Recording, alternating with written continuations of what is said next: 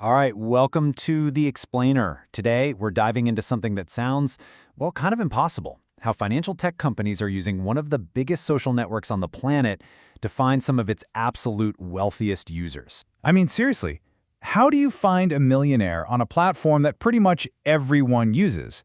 It sounds like looking for a needle in a haystack, doesn't it? Especially when that haystack is this big. Yeah, we're talking almost 3 billion people logging in every single month.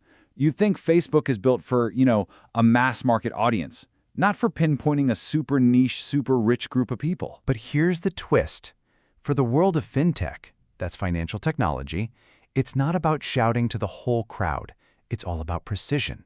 And it turns out this massive platform holds a surprisingly powerful secret for targeting the super rich. It's less about yelling and more about whispering in just the right person's ear. Okay, so here's how we're going to break this down. First, we'll look at why this is even possible. Then we'll dive into their playbook, the actual strategies. We'll look at the essential tools that make it happen, see how they measure if it's all working, and then wrap up with a final checklist of best practices. All right, Section 1. Let's tackle the biggest question right off the bat.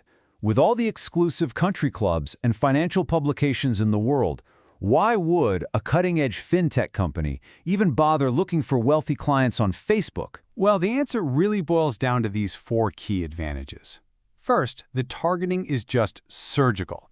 You can go way beyond demographics and find people based on their interests, like luxury travel or their behaviors. Second, compared to a full-page ad in a fancy financial magazine, it's incredibly cost-effective. You can also engage with them directly, building that trust you need for big money decisions.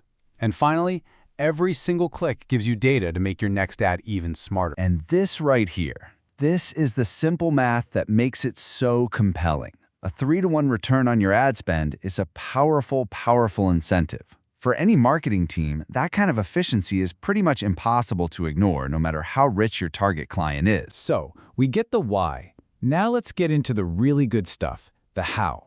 This is the actual playbook for finding those high net worth individuals in a sea of billions of users. This isn't just a shot in the dark. It's a funnel. It's a very deliberate process. Marketers start broad, using filters like income. Then, they get more specific by layering in user behaviors. From there, they use their own data to build what are called custom and lookalike audiences. And that's how you narrow the field from billions of people down to the perfect few thousand. So that first step, income targeting, is the most logical place to start. Take a giant firm like Charles Schwab. They can simply tell Facebook, hey, only show our ads to people in households that make over $150,000 a year. And boom, just like that, they filtered out millions of users and can focus their ad dollars only on people who might actually qualify for their services. And this is where the strategy gets really sophisticated.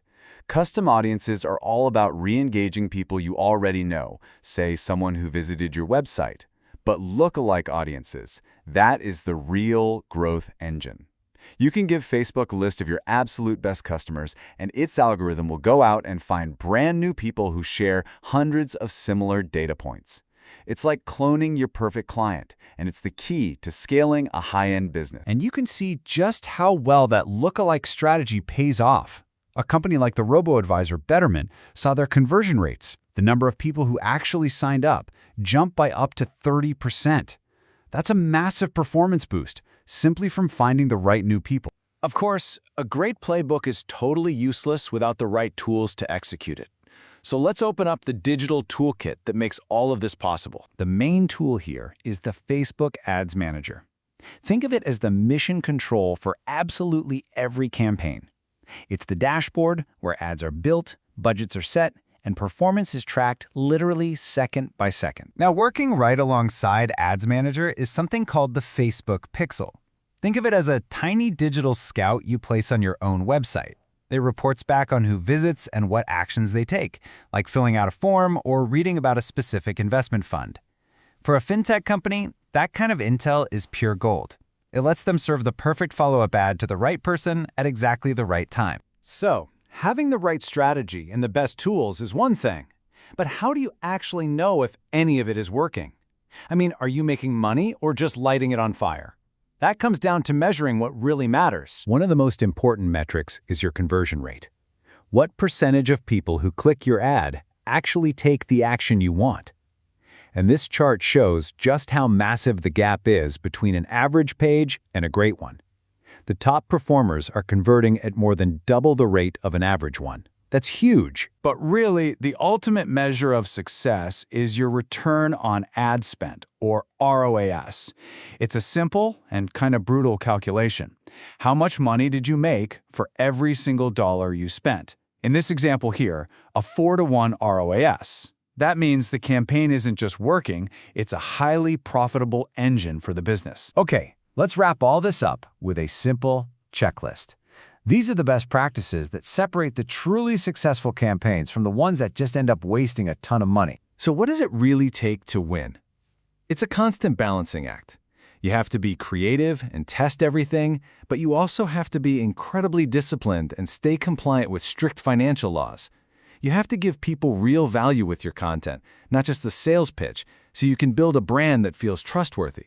And you can never, ever get complacent, because you have to assume your competitors are watching your every move. And all of this, it leaves us with one final and I think really important question to think about.